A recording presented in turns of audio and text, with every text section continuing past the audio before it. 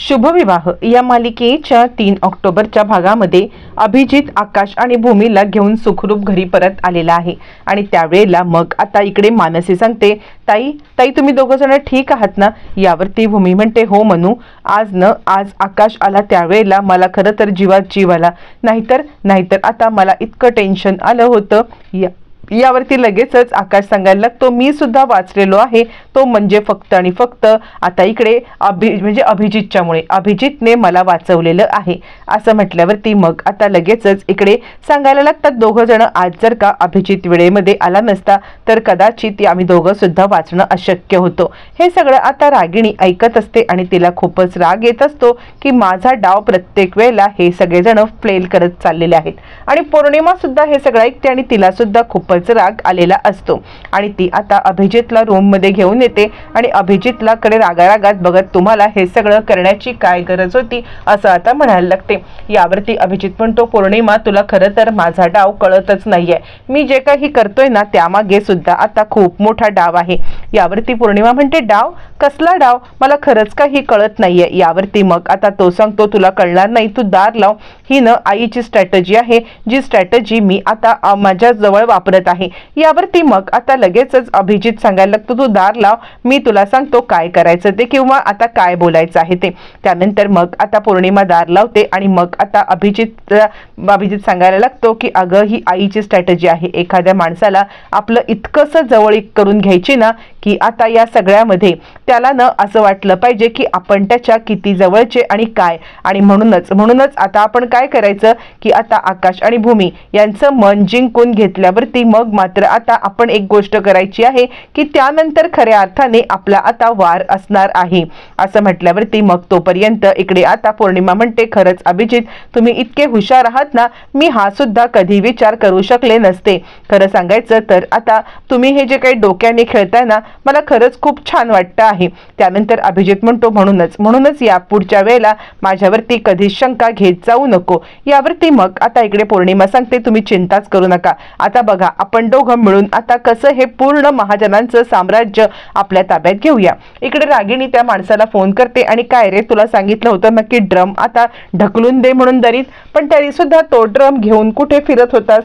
यावरती तो माणूस म्हणतो, मॅडम अहो असं काय करताय, सगळीकडे नाकाबंदी असल्या कारणाने मला खरंच काही करताच येत नव्हतं, तुम्हाला समजतंय का? नाकाबंदी इतकी हे होती ना की आपल्याला खरंच काही करणं अशक्य होतं। यावरती रागिणी सांगायला लागते, हे सगळं जे काही चाललंय ना तुझ्यामुळे चाललंय, बरं त्या दीपकचं काय? यावरती मग आता तो सांगतो, तुम्हाला माहितीये का हा दीपक आहे ना, हा दीपक कधीही आपल्याला धोका देऊ शकतो। त्यावरती रागिणी सांगते, तू तरी अंडरग्राऊंड हो, कारण काही झालं तरी सुद्धा तू जर का या सगळ्यामध्ये अंडरग्राऊंड नाही झालास ना तर आता अजून मोठा प्रॉब्लेम होऊ शकतो असं म्हणत ती त्याला अंडरग्राऊंड व्हायला सांगते। इकडे तोपर्यंत भूमी आता आलेली असते आणि भूमी आता इकडे सांगते, खरं सांगू का दादा, तर तुम्ही आज जे काही केलंयत ना त्यामुळे खरंच माझा आणि यांचा दोघांचाही माझा आणि आता इकडे आकाश या दोघांचाही जीव वाचलेला आहे। खरं तर मी तुम्हाला आज औक्षण करायला आलेली आहे, तुमच्यामुळे आज माझं सौभाग्य जिवंत आहे, तुमच्यामुळे आज मी जिवंत आहे, त्यामुळे या सगळ्यामध्ये आजपासून तुम्ही माझे दादा आहात।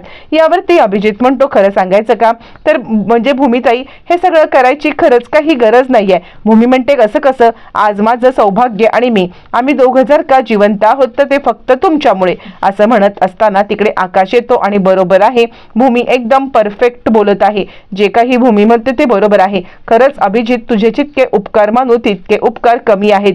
खरं सांगायचं तर या सगळ्यामध्ये आता तू न माझ्यासाठी खूप खास आहेस, म्हणजे आतापर्यंत तुझ्याबद्दल होत असलेले राग द्वेष रुसवे हे सगळं आता इकडे माझ्या मनातून निघून गेलेलं आहे असं आता तो म्हणायला लागतो। त्यानंतर मग आता भूमी राखी बांधते आणि तोपर्यंत पौर्णिमा तिकडे येते। त्याच वेळेला आता इकडे आकाश निघून जातो आणि तोपर्यंत इकडे आता अभिजित सांगत असतो, म्हणजेच बलदेव सांगत असतो की भूमिताई आतापर्यंत माझी आई आणि आम्ही दोघंच जण एकमेकांच्या साठी होतो, पण खरं सांगायचं तर आता मला चुकीच्या मार्गावरून बाहेर आणणारी तू आहेस, तू या सगळ्यामध्ये आता इकडे मला चुकीच्या मार्गावरून बाहेर आणलंस, पण खरं सांगू का तर ना माझ्यासाठी तू खूप महत्त्वाची आहेस.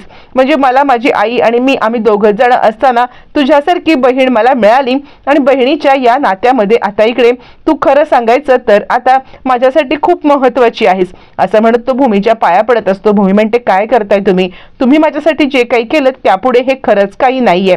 दोघं एकमेकांचे आभार मानत असतात. पौर्णिमा हे सगळं ऐकते आणि पौर्णिमाने हे सगळं ऐकल्यावरती आता इकडे किंवा पौर्णिमाला साधारण डाऊट येतो की काहीतरी गडबड आहे. म्हणजे अभिजित इतका चांगुलपणा, भूमिताई इतका चांगुलपणा त्यांच्यासोबत दाखवते आणि त्यावेळेला ती आल्यावरती मग आता भूमी गप्प बसते खरी, पण पौर्णिमा मात्र दोघांकडे पाहायला लागते. आणि मग भूमी गेल्यावरती इकडे आता पौर्णिमा सांगते, खरंच अभिजित काय नाटक करताय तुम्ही.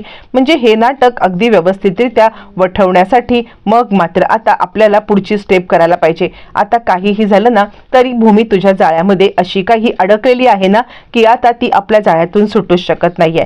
हे सगळं करताना एकदम भारी वाटतंय मला.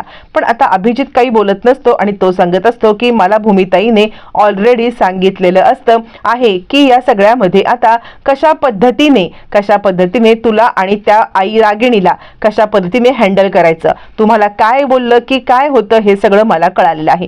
इकडे आता त्या नर्सचा नवरा तो आता एका माणसाकडे फोन मागत असतो, पण तो माणूस फोन देत नाही. त्यावर तो नर्सचा नवरा म्हणतो, हे खरं तर माझे भोग आहेत जे माझ्या अंगावरती आता इकडे हे असं उठलेलं आहे. तोपर्यंत भूमी आता सगळी यादी करत असते. तिथे आकाश येतो आणि भूमी, काय चाललंय तुझं.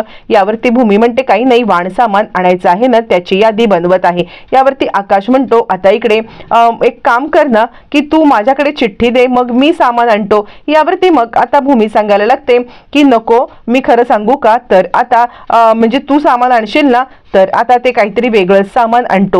यावरती आकाश म्हणतो, असं काय करतेस, मी नीट आणीन ना. यावरती भूमी म्हणते, खरं तर मी जर का गेले ना तर आता मी नीट सामान आणेन, पण तू मला कुठे जाऊन देतोस. यावरती आकाश म्हणतो, मला तुझी खूप चिंता वाटते त्यामुळे मी तुला नाही जाऊ देत आहे.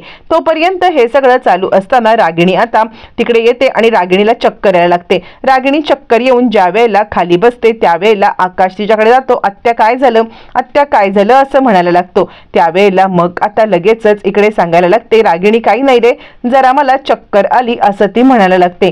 पण हे सगळं चालू असताना मग आता सगळेजण रागिणीच्या अवतीभोवती जमतात आणि काय झालं असं म्हणायला लागतात. रागिणीला स्वतःलाच कळत नसतं की आपल्याला चक्कर का येते आहे आणि रागिणी या सगळ्यामध्ये आता इकडे बघायला लागते. ज्या वेळेला रागिणी बघत असते आणि त्याच वेळेला मग आता लगेचच इकडे भूमीला आठवतं की हे सगळं भूमीने केलेलं असतं. रागिणी मनातल्या मनात विचार करायला लागते की आत्ता तर मी सगळे ठीक होते, आत्ता तर मला काहीच होत नव्हतं, पण या सगळ्यामध्ये आता इकडे आज मला अचानकपणे काय व्हायला लागलेलं आहे. सकाळपर्यंत तर ठीक होते, असं काय घडलंय की ज्याच्यामुळे माझी आता ही अवस्था होते. पण हे सगळं भूमीने केलेलं कारस्थान असतं रागिणीला अडकवण्यासाठी. ज्या वेळेला पौर्णिमा रागिणीसाठी कारल्याचा ज्यूस बनवत असते त्याच वेळेला भूमीने तिला आता पौर्णिमाला डिस्ट्रॅक्ट करत तिने आता बरोबर त्या ज्यूसमध्ये असं काहीतरी औषध टाकलं असलं की रागिणीला चक्कर येईल आणि तिला त्रास व्हायला लागेल आणि मग भूमी आकाशला बरोबर मॅन्युपुलेट करू शकेल की कशा पद्धतीने रागिणी हे चुकीचं काम करते आहे हे दाखवण्यासाठी. मग आता भूमी त्यावेळेला कारल्याचं ज्यूस करत असताना पौर्णिमाला डिस्ट्रॅक्ट करून त्याच्यामध्ये ती आता इकडे औषध टाकते. ज्या वेळेला ते औषध टाकते आणि नेमका तो कारल्याचा ज्यूस ज्या वेळेला मग आता रागिणी पिते त्यावेळेला भूमी म्हणते, आकाश मी तुला सांगू का हे सगळं का होतंय. म्हणजे रागिणी आत्या खरं तर खूप स्ट्रेस घेत आहेत. त्या आता ऑफिसची जबाबदारी, घरची जबाबदारी या सगळ्याचा त्यांना आता खूपच स्ट्रेस आहे. म्हणून मला काय वाटतं माहितीये का, काही झालं तरी सुद्धा आपण आता त्यांचा हा स्ट्रेस कमी केला पाहिजे. आणि त्यावरती मानसी म्हणते, मी खरं सांगू का तर आता त्यांची औषधं सुद्धा इकडे संपलेली आहेत. त्यावरती मग आता लगेचच अभिजित सांगतो, ठीक आहे औषधं हवी आहेत ना तर मी आता औषध घेऊन येतो. असं म्हणत अभिजित औषध आणण्यासाठी ज्या वेळेला निघतो त्यावेळेला आता इकडे तो प्रीती नर्सचा नवरा बाहेर वडापाव खात आता बसलेला असतो. ज्या वेळेला प्रीती नर्सचा नवरा बाहेर वडापाव खात बसलेला असतो त्यावेळेला तिकडून अभिजित येतो आणि तो आता अभिजितला पाहतो आणि अभिजित पासून लपण्याचा प्रयत्न करत असताना तिकडे आता अथर्व सुद्धा येतो. अथर्व ज्या वेळेला तिकडे आलेला असतो त्यावेळेला तो आता अभिजित आणि अथर्वला पाहून तिकडून पळून जायचा प्रयत्न करत असतो. ज्या वेळेला हे सगळं तो करत असतो आणि त्याच वेळेला मग आता लगेचच इकडे अभिजित आणि आल्यावर ते अभिजितला अथर्व म्हणतो, काय रे कोणीतरी तिकडे होतं का, तू पाहिलंस का? यावरती मग आता तो सांगतो, नाही तिकडे कोणीच नव्हतं. का असं तू बोलतोयस? यावरती तो म्हणतो, नाही मला तिथे कोणाला तरी पाहिल्यासारखं वाटलं. तोचपर्यंत इकडे आता लगेचच अभिजित सांगायला लागतो रागिणीला की तू भूमिताईला मारण्याचा प्रयत्न केला होतास ना. एक गोष्ट लक्षात ठेव, उद्या दसरा आहे, उद्या सगळ्यांच्या समोर आता तुला एक्सपोज केल्याशिवाय मी गप्प बसणार नाहीये. रागिणी घाबरते आणि काय करू या सगळ्यामध्ये आता इकडे मला काय करायला पाहिजे हे तिला कळतच नसतं. आणि त्यानंतर ती आता खूप मोठा निर्णय घेते, तो म्हणजे आकाशला मारण्याचा. या विजयादशमीला आकाशला संपवलं तर कदाचित माझे सगळे दुःख हरून जातील असा ती विचार करायला लागते. ज्या वेळेला ती हे सगळं करत असते आणि ती नुसती विचार करत नसते तर ती या सगळ्यामध्ये आकाशला मारण्याचा प्रयत्न करते. आता खरंच रागिणी आकाशला मारू शकेल का की या सगळ्यामधून भूमी त्याला वाचवणार हे येणाऱ्या भागातच कळणार.